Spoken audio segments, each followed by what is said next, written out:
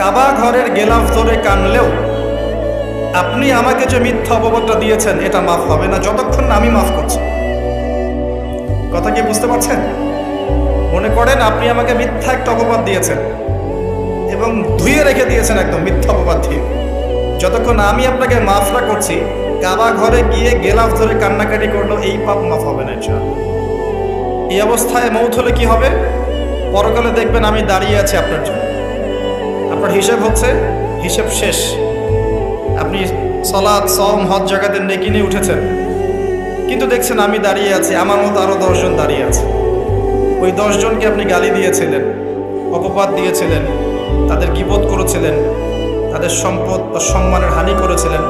এখন কিয়ামতের মাঠে আপনার নেকি দিয়ে এই ঋণ শোধ করতে হবে, অন্য কোনো অপশন নাই। আর যদি নেকি শেষ হয়ে যায় তখন কি হবে? তখন আমার আমলনামা থেকে কিছু গুনাহ আপনাকে নিতে হবে। আল্লাহ পাক ন্যায় বিচারক। আল্লাহ পাক শুধু গফুর রহিম নন, আল্লাহ পাক শুধু পরম করুণাময় অসীম দয়ালুই নন, বরং তিনি হচ্ছেন ন্যায় বিচারক। ন্যায় বিচারক। একজন ধর্ষক যদি বলে যে আল্লাহ পাক তো গফুর রহিম, আল্লাহ আমাকে মাফ করে দিতে পারেন, তাহলে যাকে ধর্ষণ করলো সে তার উপর জুলুম হবে না? আল্লাহ পাক যদি ধর্ষককে মাফ করে দেন, তাহলে যাকে ধর্ষণ করা হয়েছে ওর প্রতি জুলুম হবে না? কথা বুঝতে পারছেন না? মনে করেন আপনি নাউজুবিল্লাহ কারো সম্পদ আত্মসাৎ করেছেন, এখন আল্লাহ যদি আপনাকে মাফ করে দেন, তাহলে এই যে যার সম্পদ আপনি আত্মসাৎ করেছেন এর উপরে জুলুম করা হচ্ছে না? আল্লাহ পাককে জুলুম করবেন? এক জাররা পরিমাণ করবেন। কিয়ামতের মাঠে নেকি দিয়ে তার এই ঋণ শোধ করতে হবে, অথবা তার গোনা আপনার কাঁধে নিয়ে জাহান্নামের পথে যেতেও হতে পারে। আল্লাহ পাক হেফাজত। কাউকে অপবাদ দিয়েছি, কারো সম্মানহানি করেছি, কাউকে মিথ্যা অপবাদ দিয়েছি, কারো প্রতি হিংসা করেছি, বিদ্বেষ রেখেছি, কারো সম্পদ আত্মসাৎ করেছি, কারো জিনিস চুরি করেছি, ছিনতাই করেছি বা ডাকাতি করেছি, বা কারো সম্পদ আত্মসাৎ করে নিজের পেটে ভরেছি, প্রতিবেশীর জমি মেরে দিয়েছি, দুই প্রতিবেশী চাষের জমি জোর করে জবরদখল করেছি। এক কথায় মানুষের সম্মান, জান মালের সাথে জড়িত যে পাপ, এই পাপ আল্লাহর কাছে মাফ হবে না। তাকওয়া কি জিনিস? আল্লাহ ভীতি। নবী সাল্লাল্লাহু আলাইহি ওয়াসাল্লাম বলছেন, আত-তাকওয়া হাহুনা। তাকওয়া হচ্ছে কলিজার মধ্যে, কলবের মধ্যে। আমার দাড়ি, টুপি, জুব্বা, পাগড়ি থাকতে পারে, এটা আমার কলবে কতটুকু তাকওয়া আছে এটা আল্লাহ ছাড়া কেউ জানে না। তাকওয়া সম্পূর্ণ আল্লাহ জানেন একজন ব্যক্তির মধ্যে কতটুকু তাকওয়া আছে। অনেক সময় বাহ্যিক চোখে মনে হতে পারে এই ভাইটা ইসলামিক পোশাক পরে নাই, দাড়ি আমার চেয়ে একটু ছোট, চলাফেরা কেমন জানি, সুন্নতি পোশাক নাই, ওঠা বসা চলাফেরা কেমন মনে হচ্ছে। কিন্তু কে জানে যে তার মনের মধ্যে এমন তাকওয়া থাকতে পারে যার কারণে সে আমার চেয়ে বেশি সম্মানিত হতে পারে না? আবার অনেক সময় মনে হতে পারে যে আমি এইসব চেয়ারে বসে আছি, বড় বড় ওয়াজ করছি, নসিহত করছি, অনেক বড় বড় কথা বলছি, কোরআন এবং সুন্নাহর সামাজিক কথা বলছি, পলিটিক্যাল কথা বলছি, কোরআন সুন্নাহ থেকে কথা বলছি, দেখে মনে হচ্ছে আমার পুরো দেহটা তাকওয়ায় ভরপুর। এমন হতেও পারে যে আমার চেয়ে আপনার তাকওয়া বেশি আছে। কে জানে? এটা শুধু আল্লাহ জানেন। এবং এই তাকওয়াই হচ্ছে আল্লাহর কাছে সম্মান পাওয়ার একমাত্র মানদণ্ড। তাই এখানে একটা নসিহত হচ্ছে, আল্লাহর কাছে নিরপরাধ থাকার চেষ্টা করেন, মানুষের কাছে না। আল্লাহর কাছে ফেয়ার থাকেন, আল্লাহর কাছে আপনি নিষ্পাপ থাকার চেষ্টা করেন, মানুষের কাছে না। আল্লাহর কাছে ভালো হন, দেখবেন আল্লাহ রাব্বুল আলামিন মানুষের মনের মধ্যে আপনার জন্য ভালোবাসা সৃষ্টি করে দিবেন। মানুষের কাছে নয়, লোক দেখানো বিষয় নয়। লোক দেখানো বিষয়টাকে রিয়া বলা হয়, এটা একটা গোপন শিরক। তাকওয়াই একমাত্র মানদণ্ড যা আল্লাহর কাছে সম্মানের মানদণ্ড হিসেবে গৃহীত। বংশ, ভাষা, দেশ বা জাতি বা বর্ণ, রক্ত, এগুলো তাকওয়ার মানদণ্ড নয়। এগুলো আল্লাহর কাছে সম্মানের মানদণ্ড নয়। এটা আগে ভালো করে আমাদেরকে বুঝতে হবে। আর সেই ব্যক্তি মুত্তাকি নিঃসন্দেহে, যে আল্লাহকে ভয় করে, আল্লাহর আদেশগুলোকে মেনে চলে, আল্লাহর নিষেধগুলোকে বর্জন করে, নবী সাল্লাল্লাহু আলাইহি ওয়াসাল্লামের তরিকা মতো চলে, কোরআন এবং সুন্নাহর আলোকে জীবন গড়ে, ইনশাআল্লাহ আমরা বলতে পারি এই ব্যক্তি মুত্তাকি। তারপরেও এই ব্যক্তি চূড়ান্তভাবে জান্নাতে যাবে কি যাবে না, এই কথা আল্লাহ ছাড়া কেউ বলতে পারেন? আসেন, উমর রাদিয়াল্লাহু আনহু একজন সাহাবীকে বলছেন, আপনি কি আমাকে বলতে পারেন তাকওয়া কাকে বলে? উমর রাদিয়াল্লাহু আনহুকে বলা হচ্ছে, হে আমিরুল মুমিনিন, আপনি কি কখনো কাটা বিছানো পথে হেঁটেছেন? উমর রাদিয়াল্লাহু আনহু বলছেন, হ্যাঁ হেঁটেছি। কিভাবে হেঁটেছেন? আমরা সতর্কতার সাথে পা ফেলেছি। ওই সাহাবী বলছেন, এটাই হচ্ছে তাকওয়ার উদাহরণ। জীবনে চলার পথে আপনার সামনে শিরিকের টোপ থাকতে পারে, বেদাতের টোপ থাকতে পারে, হারাম রিজিকের টোপ থাকতে পারে, জেনার টোপ থাকতে পারে, সুদের টোপ থাকতে পারে, অনেক রকম টোপ কাটা আপনার পথে থাকতে পারে। তা আপনি এগুলো বেছে বেছে চলছেন, বেছে বেছে পা ফেলছেন এবং জান্নাত আপনার গন্তব্যের দিকে এগিয়ে যাচ্ছেন। এটার নাম হচ্ছে তাকওয়া। আপনি আমি খুব ভালো করেই জানি যে আমরা আমাদের জীবনে কি কি বড় পাপ করেছি, আমাদের বিবেক জানিয়ে দিবে না? আমরা কিন্তু ভালো করেই জানি যে আমরা আমাদের জীবনে কি কি বড় পাপ করেছি। কত বছর নামাজ পড়িনি, কত বছর রোজা রাখি নাই, কত বছর যাকাত দেই নাই, কার কার ক্ষতি করেছি, কার কার উপর জুলুম করেছি, কয়বার জেনা করেছি, কয়টা মেয়ের সাথে সম্পর্ক করেছি, কতদিন বেপর্দায় চলেছি, বয়ফ্রেন্ডের সাথে কোথায় কোথায় ঘুরেছি, বয়ফ্রেন্ডের সাথে কি কি করেছি। এখন তো গার্লফ্রেন্ডও কি কি করে, তাই না ভাই? সুবহানাল্লাহ। আর কিসের জন্য অপেক্ষা করছেন? কিয়ামতের জন্য। আর কোন নিদর্শনের জন্য অপেক্ষা করছেন? তবে এর পরে একটা সময় আসবে যখন মানুষ ছেলে ছেলে আর মেয়ে মেয়ে বিয়ে করবে। এই ধাপটা পার করে আরেকটা ধাপে যাবে, সেটা হচ্ছে মানুষ জন্তু জানোয়ারের সাথে জেনা করবে। বিশ্বাস করলেন না? অপেক্ষা করতে থাকেন। যখন এটাও দেখবেন তখন আমার কথা মনে করে, ভাই এই কথাটা বলছিল আগেই, মানুষ জন্তু জানোয়ারের সাথেও জেনা করবে। ছেলে ছেলেকে বিয়ে করছে না, মেয়ে মেয়েকে বিয়ে করছে না, এবং এটাকে প্রমোট করা হচ্ছে এমনভাবে যে এটা একটা ভালো জিনিস, এটা একটা ব্যক্তি স্বাধীনতা, মানুষ চাইলে করতেই পারে। কয়দিন পরে দেখবেন মানুষ জন্তু জানোয়ারের সাথেও জেনা করে। বাচ্চাদেরকে মানুষ ধর্ষণ করছে না? এক সময় ছিল কি এই জিনিসটা, বাচ্চাদেরকে কেউ ধর্ষণ করতো? আজকে থেকে 100 বছর আগে ছিল? চিন্তা করে দেখেন, ছিল না। কিন্তু এখন স্বাভাবিক হয়ে যাচ্ছে না? অনেক দেখবেন বাচ্চা এখন ধর্ষিত হচ্ছে। আর যেহেতু এগুলোর বিচার হয় না সুষ্ঠু, ধর্ষক পার পেয়ে যায়। এগুলো কিন্তু এমনি এমনি হয়নি, আস্তে আস্তে এই সময়গুলো আসবে। যাই হোক, আমরা আমাদের ঈমান আমল হেফাজত করি, আমাদের পরিবারটাকে হেফাজত করি। আল্লাহ পাক তৌফিক দান করুন। তো যেটা বলছিলাম, আমরা কিন্তু জানি খুব ভালো করি যে আমরা কি কি পাপ করেছি। এই পাপগুলোকে একটু খাতার মধ্যে লিস্ট করতে হবে। পারবেন? নিজের বড় বড় পাপগুলোকে খাতায় লিস্ট করতে পারবেন? পারা যাবে ইনশাআল্লাহ। ছোটখাটো পাপের কথা বাদ দেন। ছোটখাটো পাপ আল্লাহ পাক ওযু করলে মাফ করে দেন। ওযু করলে পাপ মাফ হয়ে যায়। নামাজের জন্য হেঁটে যাচ্ছেন, পাপ মাফ হয়ে যায়। আপনি এই যে আপনার পায়ের মধ্যে একটা কাঁটা ফুটেছে, পাপ মাফ হয়ে গেছে। আপনি জ্বর আসছে, আপনার গুনাহ মাফ হয়ে যাচ্ছে। আপনি মুসাফা করছেন আমার সাথে, আপনার গুনাহ ঝরে যাচ্ছে, আমার গুনাহও ঝরে যাচ্ছে। ছোটখাটো পাপ মাফের অসংখ্য পদ্ধতি আছে, আল্লাহ পাক দিয়ে দিয়েছেন আমাদের। কিন্তু কবিরা গুনাহ, বড় বড় কবিরা গুনাহ খাঁটি তওবা করা ছাড়া মাফ হবে না। আমি কি বোঝাতে পারছি? কবিরা গুনাহ খাঁটি তওবা না করলে মাফ হবে না। এই রমাজানে আমাদের কবিরা গুনার লিস্ট আমাদেরকে করতে হবে, নিজের আমলনামার লিস্ট নিজেকে করতে হবে। এবং রমাজানে রোজা রেখে সওমরত অবস্থায় আল্লাহকে বলতে হবে, আল্লাহ আমি অমুক পাপ করেছিলাম, আমাকে মাফ করে দাও। আল্লাহ আমি অমুক পাপ করেছি, আমাকে মাফ করে দাও। আল্লাহ আমি অমুক পাপ করেছি, আমাকে মাফ করে দাও। পারা যাবে ইনশাআল্লাহ? আল্লাহর জন্য এক মুহূর্তের ব্যাপার। আল্লাহ পাক আপনার সমস্ত পাপকে নেকি দিয়ে পরিবর্তন করে দিবেন ইনশাআল্লাহ, যদি মুখলেসভাবে আপনি তওবা করতে পারেন। আরেকটা বিষয় থেকে যায়, সেটা হলো মানুষের সাথে জড়িত হক। অনেক সময় দেখা যায় কাউকে গালি দিয়েছি, এই জন্য সবসময় সতর্ক থাকবেন আপনার যারা, যেন মানুষের হক নষ্ট না হয়। মানুষ আপনাকে গালি দেখ, থাপ্পড় মারুক, জমি আত্মসাৎ করে ফেলুক, হক নষ্ট করুক, কি করে করুক, আপনি তারটা করতে চান না। যারা করছে আপনি লাভবান। আপনি কেমন করে লাভবান? আপনি অসংখ্য নেকি পাচ্ছেন, আপনি জানছেনও না।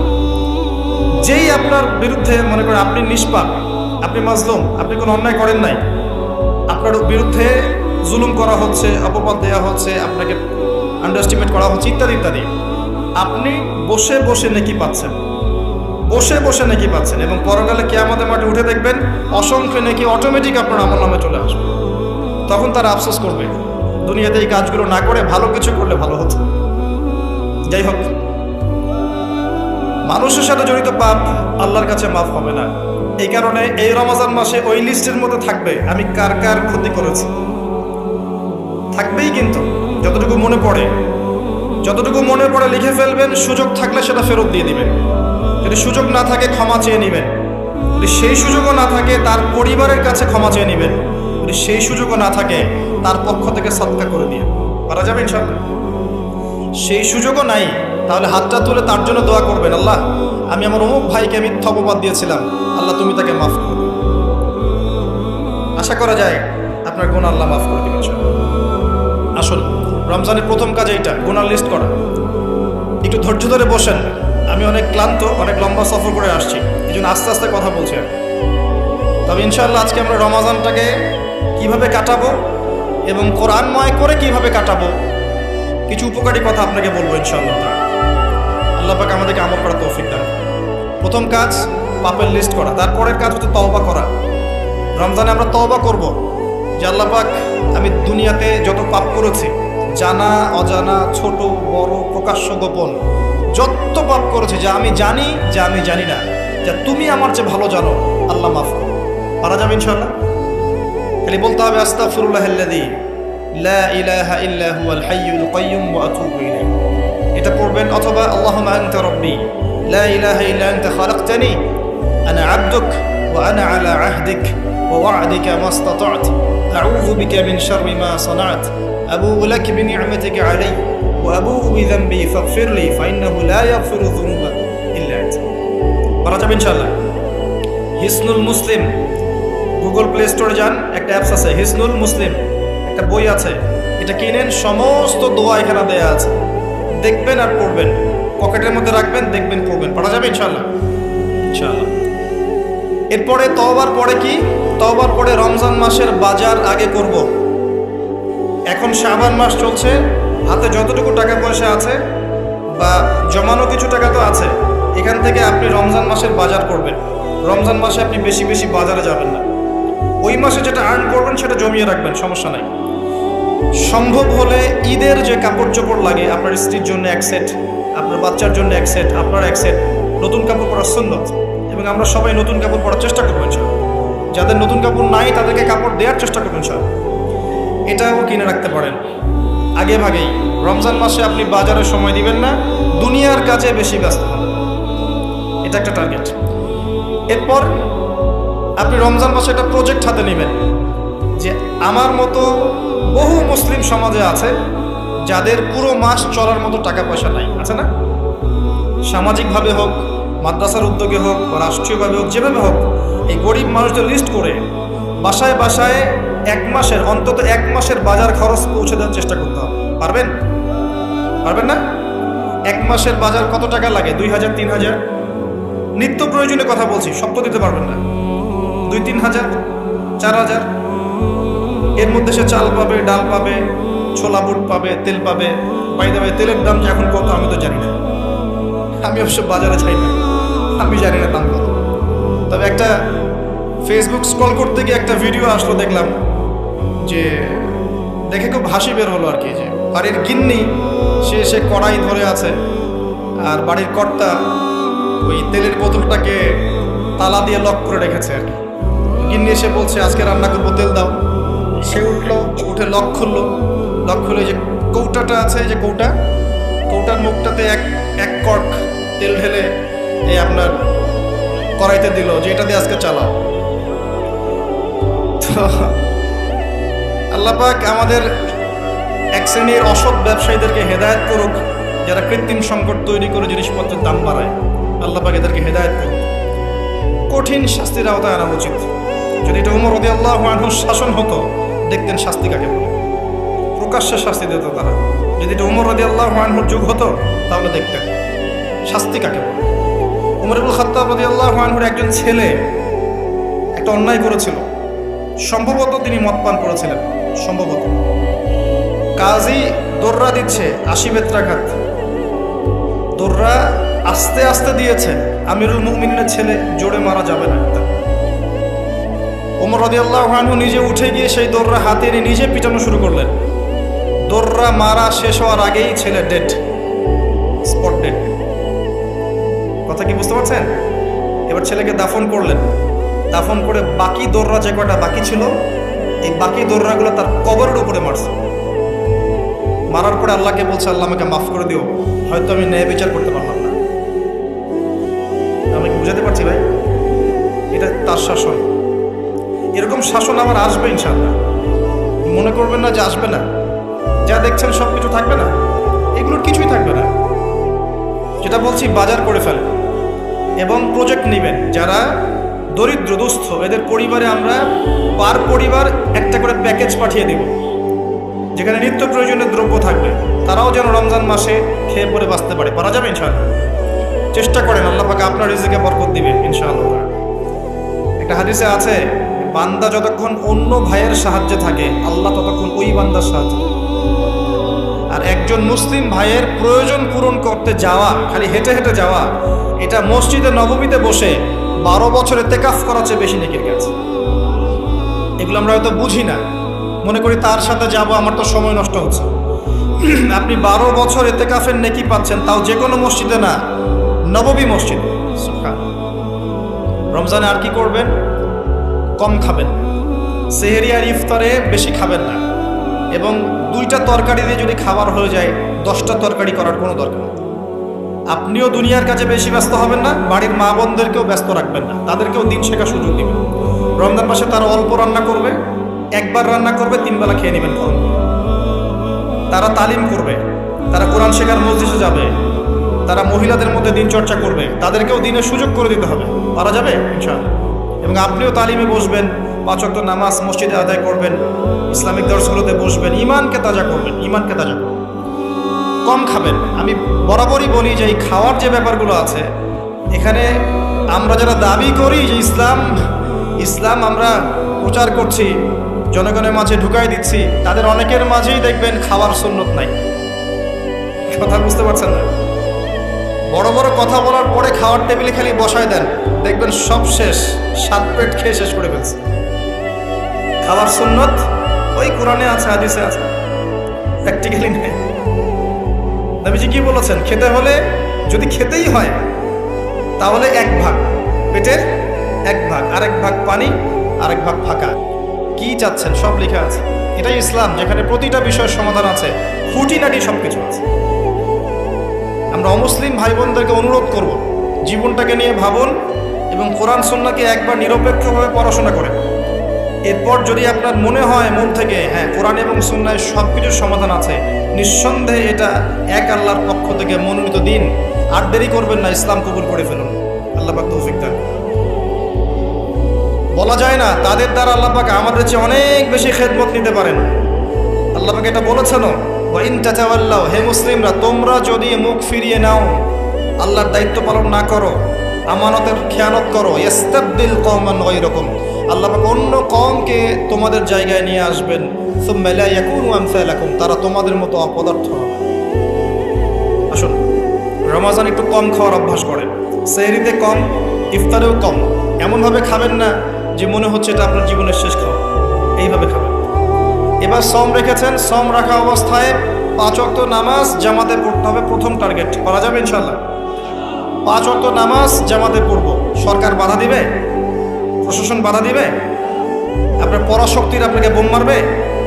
কিচ্ছু হবে। আপনি আপনার দিন পালন করবেন। লাকুম দীনুকুম ওয়ালিয়া দিন, তোমাদের দিন তোমাদের, আমার দিন আমার। আপনি 5 ওয়াক্ত সালাত মসজিদে পড়ার চেষ্টা করবেন ইনশাআল্লাহ। আর নামাজ পড়বেন রাসূল সাল্লাল্লাহু আলাইহি ওয়াসাল্লামের তরিকা মোতাবেক, তাড়াহুড়া করে 3G 4G নামাজ, রিল্যাক্সে নামাজ। ঠিক আছে ইনশাআল্লাহ? আসেন, রোজা রেখে আর কি করবেন? বেশি থেকে বেশি আল্লাহর জিকির করবেন। সুবহানাল্লাহ, আলহামদুলিল্লাহ, লা ইলাহা ইল্লাল্লাহ, আল্লাহু আকবার, সুবহানাল্লাহি ওয়া বিহামদিহি, সুবহানাল্লাহিল আযীম, লা ইলাহা ইল্লাল্লাহ ওয়াহদাহু লা শারীকা লাহ, লাহুল মুলকু ওয়া লাহুল হামদু ওয়া হুয়া আলা কুল্লি শাইইন কাদির, লা হাওলা ওয়া লা কুওয়াতা ইল্লা বিল্লাহ ইত্যাদি। যত জিকির আছে বেশি থেকে বেশি করবেন। মানুষের সাথে কথা কম বলবেন। অহেতুক চায়ের দোকানে আড্ডা পিটাবেন না, অহেতুক পাবজি নিয়ে পড়ে থাকবেন না, অহেতুক ফেসবুকে স্ক্রল করে সময় নষ্ট করবেন না, অহেতুক ইউটিউবে পড়ে থাকবেন না। আপনি জিকিরে সময় দিবেন, জায়নামাজে বসে থাকবেন, জিকিরে সময় দিবেন। আল্লাহ পাক তৌফিক দান করুন। এবং বেশি থেকে বেশি দোয়া করবেন আল্লাহর কাছে রমজান মাসে। দোয়া আপনার নিজের জন্যে, আপনার মা বাবার জন্যে, আপনার মৃত আত্মীয় স্বজনের জন্যে, আপনার ফিউচারের জন্যে, আপনার সন্তানদের জন্যে, আপনার দেশের জন্যে, আপনার জনগণের জন্যে, মুসলিম উম্মার জন্যে, সবার জন্য কি করবেন? দোয়া করবেন। দোয়ায় কার্পণ্য করবেন না। আপনি যখন অন্য কোনো মুসলিম ভাইয়ের জন্য দোয়া করছেন, তখন আপনার মাথার কাছে একজন ফেরেশতা থাকবেন, যিনি বলবেন যে তোমার জন্যও তাই হোক, তোমার জন্যও তাই হোক। দোয়া করলে লাভ আপনার, ক্ষতি নাই। আর দোয়া করার উপযুক্ত সময়গুলো খুঁজে খুঁজে বের করবেন। যেমন রোজা রাখা অবস্থায় দোয়া করলে দোয়া কবুল হয়। 2 একামতের মাঝখানে, মানে আজান এবং একামত এর মাঝখানে দোয়া করলে দোয়া কবুল হয়। নামাজের, ফরজ নামাজের পরে দোয়া করলে দোয়া কবুল হয়। সালাম ফিরানোর আগেও দোয়া করলে দোয়া কবুল হয়, দোয়া মাসুরার পরে। এরপরে সেজদারত অবস্থায় দোয়া করলে দোয়া বেশি কবুল হয়। শেষ রাতে দোয়া করলে দোয়া কবুল হয়। বৃষ্টি পড়ছে, এই সময় দোয়া করলে দোয়া কবুল হয়। একটু দান সাদাকা করেছেন, ভালো কাজ করেছেন, এখন হাত তুলে দোয়া করেন, দোয়া কবুল হয়। ওযু করেছেন, এখন হাত তুলে দোয়া করেন, দোয়া কবুল হয়। অনেক জায়গা আছে দোয়া কবুলের, খুঁজে খুঁজে বের করে দোয়া কবুল। দোয়া চাইতে হবে কেন? নিজের দোয়া নিজে করুন। দোয়া চাওয়া ভালো কাজ, এটা কোনো খারাপ কিছু না, কিন্তু নিজের দোয়া নিজে করতে শেখেন। আপনার যা প্রয়োজন আমি কি বুঝতে পারবো? আপনি যদি বলেন ভাই দোয়া করেন, বলতে পারি যে বারাকাল্লাহ ফিক, কিন্তু আপনার কি কি দরকার, আপনার মূল চাহিদা কি কি, আপনাকে নিজের ভাষায় আল্লাহর কাছে বলতে হবে। যদি আপনি কোনো মতে আরবিও না জানেন, আরবির কিছুই জানেন না, আমি বলবো আপনি প্রয়োজনে বাংলাতেই আল্লাহর কাছে দোয়া করেন। আল্লাহ পাক সব ভাষা বুঝবেন ইনশাআল্লাহ। আল্লাহ পাক কি সব ভাষা বুঝবেন না? ইনশাআল্লাহ। বেশি বেশি দোয়া করবেন। রমজান মাসে আরেকটা কাজ করবেন, যাকাত। আপনাদের যাকাত যেটা আছে নিসাব পরিমাণ যাকাত লিস্ট করে ফেলবেন, হিসাব করবেন, রমজান মাসে যাকাত দিয়ে দিবেন। যাকাত আটকে রাখবেন না। যদি যাকাত কেউ অস্বীকার করে, সে আর মুসলিম থাকে না, সে কাফের হয়ে যায়। এটা মনে রাখবেন, যাকাত অস্বীকার করার কোনো সুযোগ নেই। আর অলসতা করে যদি না দেন, এই যাকাত কিয়ামতের মাঠে আল্লাহ পাক এগুলোকে সোনার রূপা পরিণত করবেন, করে গলাবেন, গলিয়ে কপালে, গালে আর পিঠে লেপটে দিবেন, বলেন নাউজুবিল্লাহ। এবং এই যাকাত একটা সাপের আকৃতি নেবে, সাপ, বিষাক্ত সাপ, যেটা গলায় পেঁচানো থাকবে, মাথাটা থাকবে এই কপাল বরাবর। কবরের মধ্যে যখন শোয়ানো হবে, এই কপাল বরাবর এই সাপ ঠোকাতে থাকবে, বলবে আমি তোমার সম্পদ, আজকে 7 ভোগ। এটাকে আমরা চাচ্ছি না। যাকাত দিয়ে দেন। আর যাকাত ইসলামিক অর্থনীতির ভিত্তি। যাকাত দিলেই গরিবের কাছে আপনার সম্পদ যাবে, তখন সেও খেয়ে পরে বাঁচতে পারবে। এভাবে সাম্য বজায় থাকবে। আল্লাহ আমাদের বোঝার তৌফিক দান করুন। রমজান মাসে একটা কাজ করবেন, সেটা হলো পরিবারকে সময় দিবেন, পরিবারকে টাইম দিবেন। পরিবারের মধ্যে ইসলামিক সংস্কৃতি গড়ে তুলবেন। একসাথে সেহরি করবেন, একসাথে সাহরি করার পরে একসাথে ইফতার করবেন, একসাথে তালিম করবেন, ইসলামিক কোনো মুভিজ একসাথে দেখলেন, ইসলামিক কোনো লেকচার একসাথে শুনলেন। মানে ইসলামকে এনজয় করবেন পরিবারকে নিয়ে, সাথে করে নিয়ে। বাচ্চা কাচ্চারা দেখবে ছোটবেলায় আমরা বাবাদের সাথে এটা করেছিলাম, ওইটা করেছিলাম। ইফতার বানাচ্ছেন বাসায়, বাচ্চাদেরকে ইনভলভ করবেন, বাচ্চাদেরকে রোজা রাখতে উৎসাহিত করবেন, ওদেরকে নবীদের গল্প শোনাবেন, ইসলামিক কালচারে বড় করবেন। দেখবেন পরিবারের মধ্যে শান্তি ও রহমত নেমে আসবে। পারা যাবে ইনশাআল্লাহ। রমজান মাসে আরও একটা কাজ করবেন, সাদাকাতুল ফিতর দিয়ে দিবেন। এটা সম্পর্কে আলেম ওলামারা আপনাদেরকে বলবে খুতবা ইনশাআল্লাহ। আমি আগেই বলে রাখলাম, সাদাকাতুল ফিতর দিয়ে দিবেন। রমজান মাসে একটা ইম্পর্টেন্ট কাজ আছে, সেটা হলো যে আমাদের সমাজে অনেক এতিম থাকে, বিধবা থাকে, নিঃস্ব অসহায় মানুষ থাকে। এই মানুষগুলোর পাশে দাঁড়ানোর চেষ্টা করবেন। বেশি থেকে বেশি দান সাদাকা করবেন। যতটুকু সামর্থ্য আল্লাহ দিয়েছেন, আপনি বেশি থেকে বেশি দান সাদাকা করবেন। এভাবে ইনশাআল্লাহ আপনি রমজানটাকে উপলব্ধি করতে পারবেন, এনজয় করতে পারবেন। আপনার সালাতের মাধ্যমে, আপনার সিয়াম রাখার মাধ্যমে, দোয়া করার মাধ্যমে, জিকির করার মধ্য দিয়ে, পরিবারের সাথে এনজয় করার মধ্য দিয়ে দেখবেন আপনি আত্মশুদ্ধি অর্জন করতে পারছেন। একটা কাজ, রাতের বেলা তারাবি সালাত, রাতের বেলা তারাবি মসজিদে জামাতে পড়ার চেষ্টা করবেন। এবং সবচেয়ে সুললিত কণ্ঠে যিনি তেলাওয়াত করতে পারেন তাকে ইমাম বানাবেন। নামাজটা এনজয় করা যায় যেন। রুকু করলে সেজদা পাই না এমন নামাজ দরকার নাই। আমার কথায় মন খারাপ করছেন? রুকু করলে সেজদা পাই না এমন নামাজের দরকার নাই। ধীর স্থিরভাবে নামাজ পড়েন, মধ্যম পন্থায় নামাজ পড়েন, সুললিত কণ্ঠে তেলাওয়াত করেন, মক্কার তারাবি দেখেন, মদিনার তারাবি দেখেন, অনেক সুন্দর তারাবি হয়। রাকাত সংখ্যা নিয়ে ঝগড়া করেন না। সামনে একটা ঝগড়া আসবে, 20 টাকার না 8 টাকার, তারপরে আবার ঝগড়া আসবে, ঈদের থাকবে কতটা, ঝগড়ার তো শেষ নাই।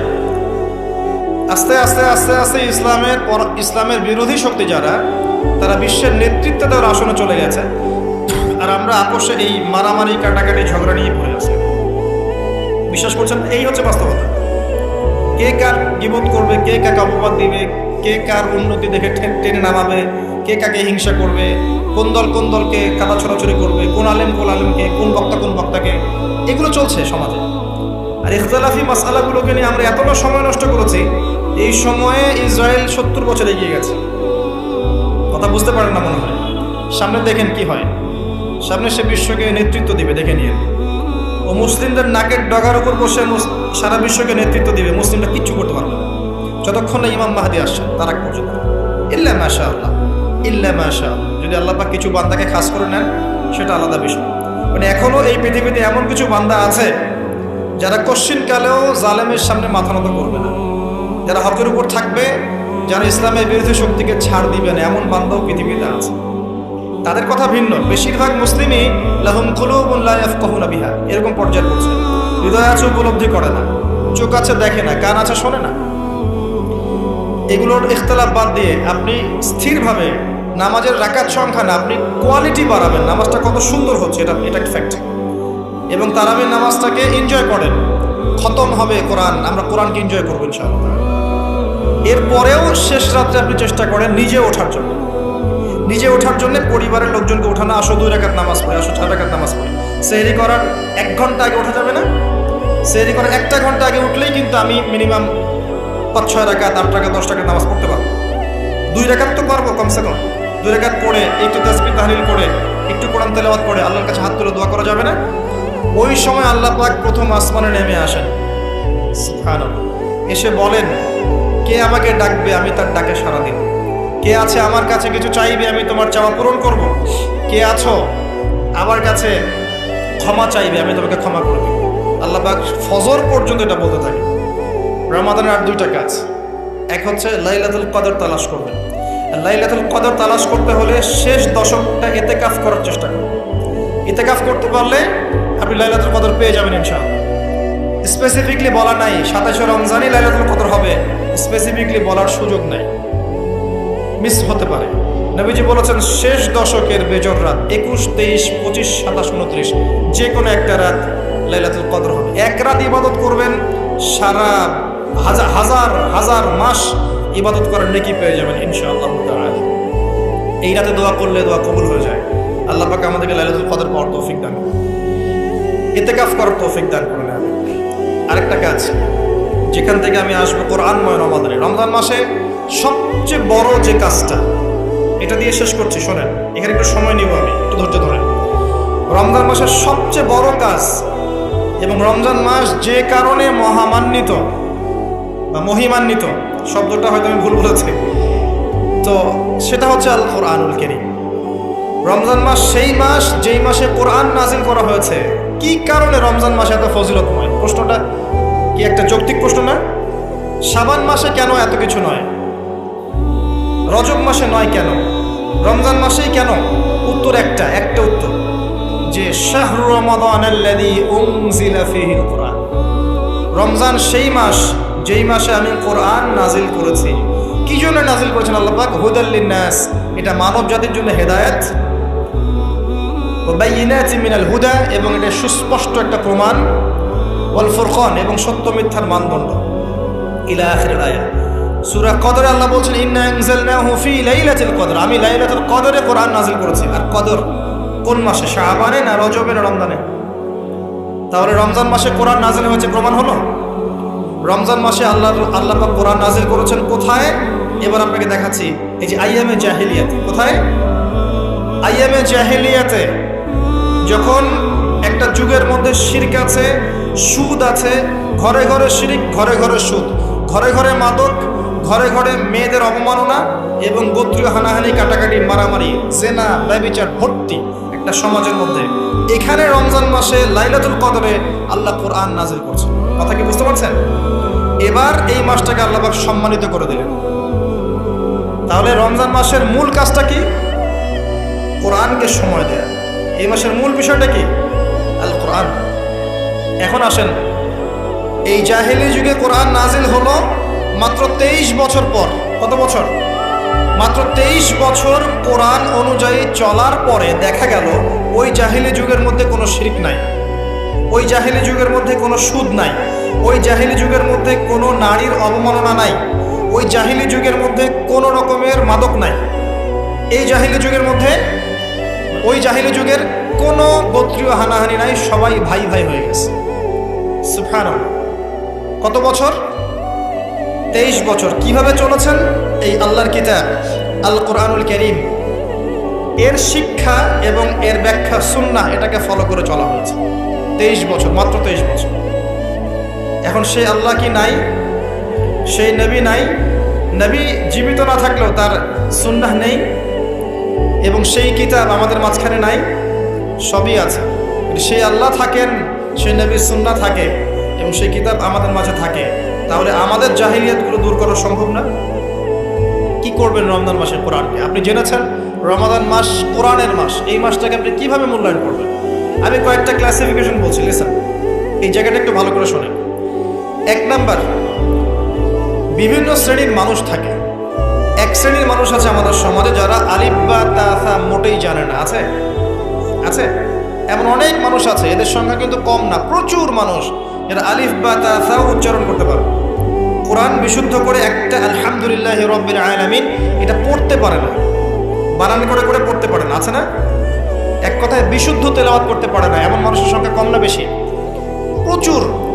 তাদের জন্য এই রমজানের টার্গেট হচ্ছে তাদেরকে এই রমজানের মধ্যেই কোরআন তেলাওয়াত করা শিখতে হবে।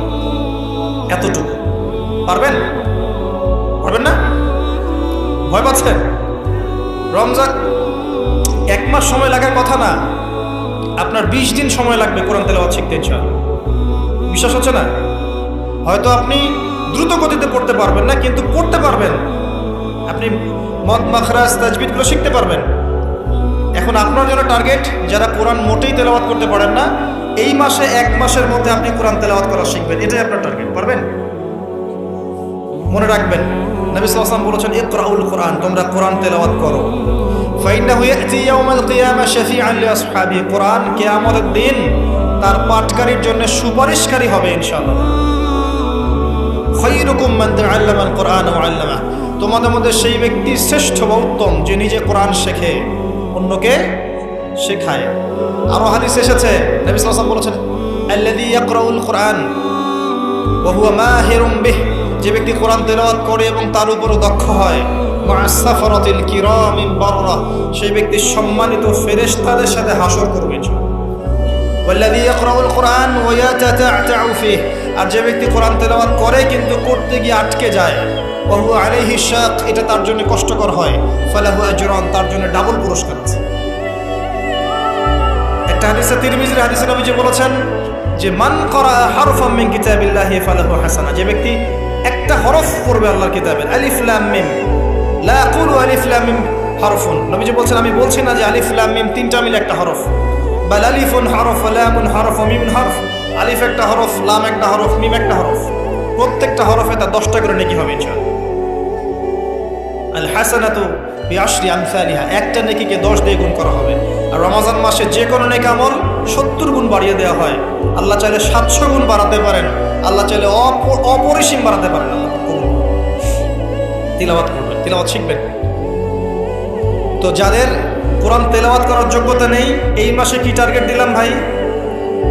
এই মাসে আপনি ন্যূনতম টার্গেট জাস্ট কোরআন তেলাওয়াত শিখবেন, পারবেন ইনশাআল্লাহ? অনেকের মধ্যে কনফিউশন আছে না, আমারটা হচ্ছে কি হচ্ছে না, আছে না, সঠিক হচ্ছে কি হচ্ছে না। আপনিও এই টার্গেটে থাকেন, আপনি এই মাসে কোরআন আবার তেলাওয়াত করা শিখবেন। কিভাবে শিখবেন? মাদ্রাসায় কোর্স করানো হবে, আপনি মাদ্রাসায় যাবেন। অনলাইনে যদি কোর্স করায় কেউ, অনলাইনে কোর্স করবেন, অথবা বাসায় একটা আরবি শিক্ষক নেবেন, অথবা মসজিদ ভিত্তিক এই মাসব্যাপী কোরআন শিক্ষার কার্যক্রম চালু করবেন। করা যাবে ইনশাআল্লাহ। এটা উচিত রাষ্ট্র থেকে চালু করে দেয়া মাসব্যাপী কোরআন শিক্ষার কার্যক্রম। এটা করতে পারলে সবচেয়ে ভালো হতো। এই দেশ থেকে যত মহামারীর ভাইরাস সব চলে যেত।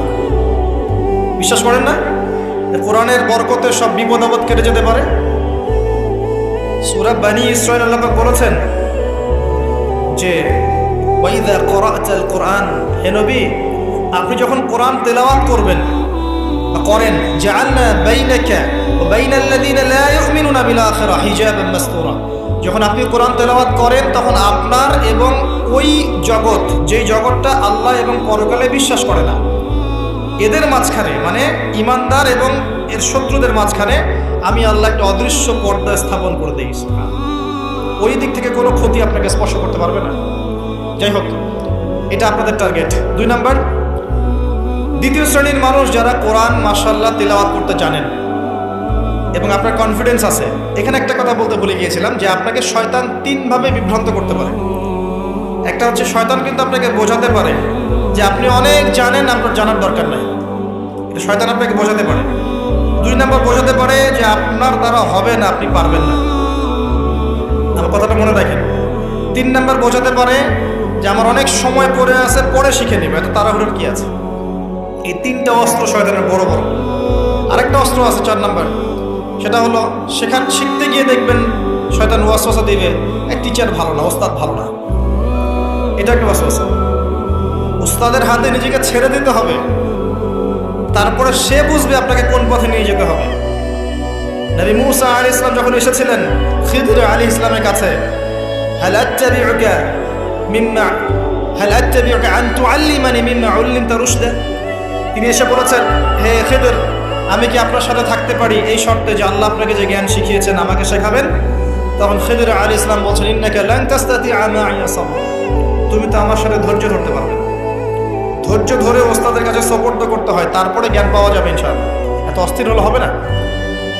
2 নম্বর শ্রেণী যারা পড়তে পারেন তাদের জন্য নসিহত হচ্ছে, এই রমজান মাসে আপনার টার্গেট এই কিতাব আপনি একবার খতম করবেন, একবার অনলি। পারবেন? অনলি একবার। প্রত্যেক দিন আপনি 1 পারা করে পড়বেন, প্রত্যেক দিন 1 পারা, 30 দিন 30 পারা। সম্ভব? খুব কঠিন? করা যাবে না? ইনশাআল্লাহ আল্লাহ পাক তৌফিক দান করুন। আবারও বলছি, কোরআন তেলাওয়াত করলে আপনি প্রত্যেক হরফে 10 নেকি পাবেন। আপনি এই কোরআন আপনার পক্ষে সুপারিশ করবে, আপনি সম্মানিত ফেরেশতার সাথে হাসর করবেন। ইন্নাল্লাহা ইয়ারফাউ বিহাযাল কিতাবি আকওয়ামান ওয়া ইয়াদাউ বিহিল আখারিন, বহু সম্প্রদায়কে আল্লাহ পাক এই কোরআনের মাধ্যমে সম্মানিত করেন, অনেককে অপদস্থ করেন। হাফেজে কোরআনদেরকে বলা হবে, ইকরা ওয়ারতাক, তোমরা পড়ো, উঠতে থাকো। ফাইন্না মানজিলাতাক, তোমার আসন হবে, মঞ্জিল হবে, ইলা আখিরি আয়াতিন তাকরাউহা, তুমি যেখানে তেলাওয়াত করা থামবে সেখানে জান্নাতে ওই উচ্চ আসনে তোমাকে বসানো হবে। কেউ যদি 500টা আয়াত পড়ে 500 তলা বাড়ি দেওয়া হবে জান্নাতে। কেউ যদি 1000 আয়াত পড়তে পারে 1000 তলা বাড়ি দেওয়া হবে জান্নাতে ইনশাআল্লাহ তাআলা। শেষ করছি আমরা একটু। আর কিছু নেকি আছে, যেমন আপনি যদি সূরা বাকারা পড়েন আপনার ঘরের মধ্যে শয়তান আসবে না ইনশাআল্লাহ, আপনার জীবনে বরকত হবে। আপনি আয়াতুল কুরসি পড়েন প্রত্যেক ফরজ নামাজের পড়ে, আপনার মৃত্যু ছাড়া জান্নাতে যাওয়ার কোনো বাধা নাই। সূরা মুলক পড়েন রাতের বেলা, এটা আপনাকে কবরের আযাব থেকে বাঁচাবে। সূরা কাহফ পড়েন প্রথম 10 আয়াত শেষ 10 আয়াত, ফিতনা থেকে বাঁচাবে ইনশাআল্লাহ।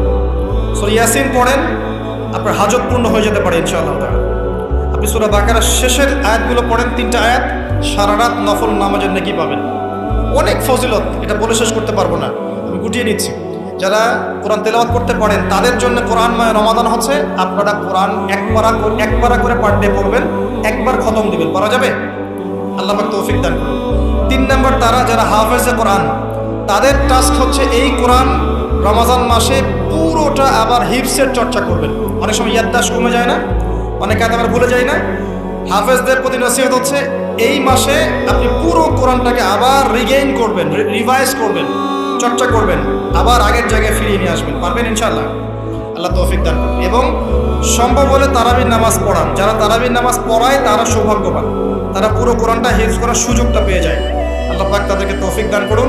এখানে একটা কথা বলবো আমি 1 মিনিটে, যে ইমাম, খতিব, মুয়াজ্জিন যারা আছেন তাদের ভালো ভাতার ব্যবস্থা করবেন, তাদের পরিবারের ভরণ পোষণের জন্য ভালো অঙ্কের ভাতার ব্যবস্থা করবেন। সব কিছুর দাম বাড়বে, তাদের ভাতা বাড়বে না, এটা হতে পারে না। তাদের পক্ষে যদি কথা বলার কেউ না থাকে, আমি কথা বলছি। তাদের জন্যে আপনি ভালো অঙ্কের ভাতার ব্যবস্থা করবেন, তাদেরকে যেন পরিবার নিয়ে টেনশন করতে না হয়। নামাজ পড়াবেন, তারাবি পড়াবেন, খুতবা দিবেন, দিনের প্রচার করবেন, আপনি তার পরিবারের দায়িত্ব নিয়ে নেবেন। পারবেন? এটা করতে না পারলে তো আল কোরআন আলো ঘরে ঘরে জ্বলবে না। কোরআনওয়ালা মানুষের যদি সমস্যায় থাকে, তাহলে কোরআনের কথা কে বলবে? কে নামাজ পড়াবে আর কে আপনাকে তারাবি পড়াবে? তারা অনেক মাজলুম এবং অসহায়, তারা মুখ ফুটে অনেক কথা বলতে পারে না, তাদের পক্ষে কথা বলার মানুষ খুব কম। তাদেরকে ভালো অঙ্কের অনারিয়ামের ব্যবস্থা করবেন, এটা করা উচিত আমাদের সবার। একটা ইমামের বেতন 5,000 10,000 টাকা, কিভাবে সংসার চলবে? সংসার চলতে পারে না। আল্লাহ পাক তাদেরকে প্রশস্ত রিজিকের ব্যবস্থা করুন, আমিন। আমাদের মানসিকতা পরিবর্তন করুন, আমিন। হাফেজ কোরআনদের জন্য এই টাস্ক, আপনারা পুরো কোরআন হিফজ করবেন, চর্চা করবেন এই রমজান মাসে। তারপরে আর 2 দিন বলে শেষ করছি।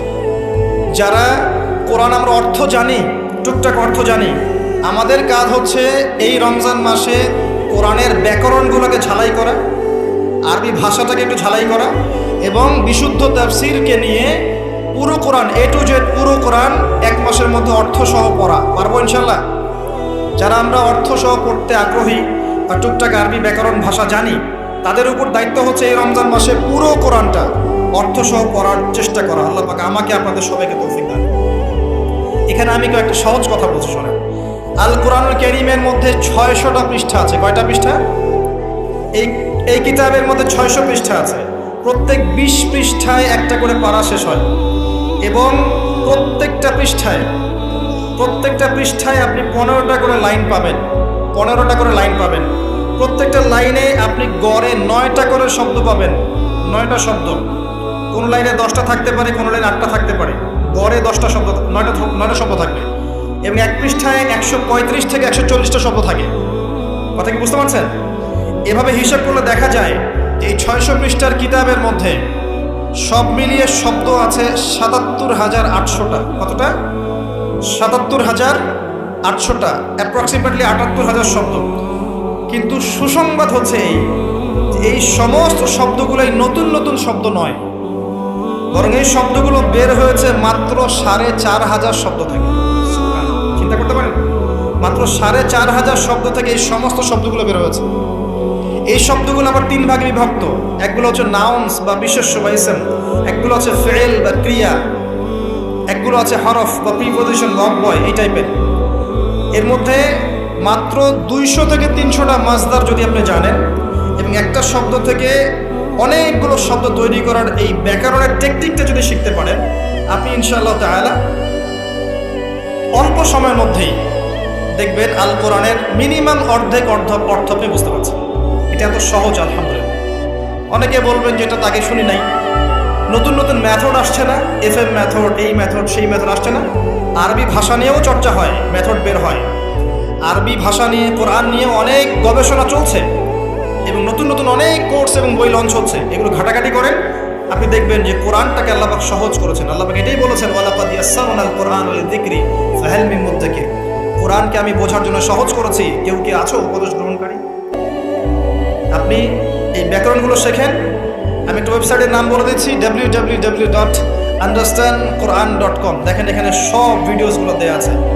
সময় নেই, এখানে দেখেন। ইংরেজি ভাষায় দেওয়া আছে, উর্দু ভাষায় দেওয়া আছে। আপনি বুঝবেন, সহজ উর্দু, সহজ ইংরেজি, আপনি পারবেন ইনশাআল্লাহ তাআলা। একটু সময় দেন, 6টা মাস, 1টা বছর সময় দেন, আপনি ইনশাআল্লাহ আল কোরআনের মিনিমাম 60 থেকে 70% অর্থ করতে পারবেন ইনশাআল্লাহ তাআলা। বাকি যেগুলো পারবেন না, সেগুলো একটু কঠিন, সেগুলো আপনাকে আরও উচ্চ লেভেলের বই পড়তে হবে, আলেম ওলামার কাছে গিয়ে পড়ে থাকতে হবে, গ্রামার শিখতে হবে, ব্যাকরণগুলো শিখতে হবে। আস্তে আস্তে আপনি পারবেন ইনশাআল্লাহ। শুধু সূরা ফাতিহাতে যে কয়টা শব্দ আছে, 19টা 20টার মতো শব্দ থাকতে পারে। এই শব্দগুলো কোরআনে ঘুরে ঘুরে এসেছে প্রায় 7,800 বার। কতবার? 7,800 বার। এই শব্দগুলো আলহামদুলিল্লাহি মালিক আর রহমান আর রহিম ইয়াকা ওয়া না'বুদু নাস্তাঈন, এই শব্দগুলো ঘুরে ঘুরে কোরআনে এসেছে প্রায় 7,800 বার। আপনি সূরা ফাতিহার অর্থ জানেন, অর্থ হচ্ছে আপনি কোরআনের 7,800টা অর্থ জানেন। মজা করে শেখেন, এনজয় করে শেখেন, দেখবেন অনেক কোর্স আছে, এগুলো ঘাটেন, আলেম ওলামার কাছে যান, কম্বাইন্ড করেন, চর্চা করেন, আপনি পারবেন ইনশাআল্লাহ। পারবেন এটা হতে পারেন, আপনি পারবেন, আপনার দ্বারাই হবে ইনশাআল্লাহ তাআলা। আল্লাহ পাক কবুল করুন। তাই যারা আমরা টুকটাক আরবি ব্যাকরণ শিখতে পারি বা জানি বা চর্চা করি, তাদের উচিত রমজান মাসে এটাকে চর্চা করা এবং শুরু থেকে শেষ পর্যন্ত অর্থটা পড়া। যেটা আপনার কাছে বিশুদ্ধ তাফসীর মনে হয়, হোক মারিফুল কোরআন বা ইবনে কাসির বা জালালাইন, যেটা আপনার কাছে ভালো লাগে সেটা নেন বা একাধিক তাফসীর নেন। প্রতিদিন এক পারা করে আপনি অর্থ পড়ার চেষ্টা করেন। ইনশাআল্লাহ এক মাসে একবার কোরআনের অর্থ পড়া যাবে ইনশাআল্লাহ তাআলা। আল্লাহ পাক আমাদের সবাইকে আল কোরআনের অর্থ বোঝার তৌফিক দান করুন, আমিন। এরপরে আমরা কোরআনের আদেশ এবং নিষেধগুলোকে রমজান মাসে মানব। সমস্ত কোরআনের আদেশ মানার চেষ্টা করব। নামাজ হোক, রোজা হোক, হজ জাকাত হোক, আপনার সত্য কথা বলা, পিতামাতার খিদমত করা, প্রতিবেশীর হক, সমস্ত সৎ বিষয়গুলো আমরা করার চেষ্টা করব ইনশাআল্লাহ তাআলা।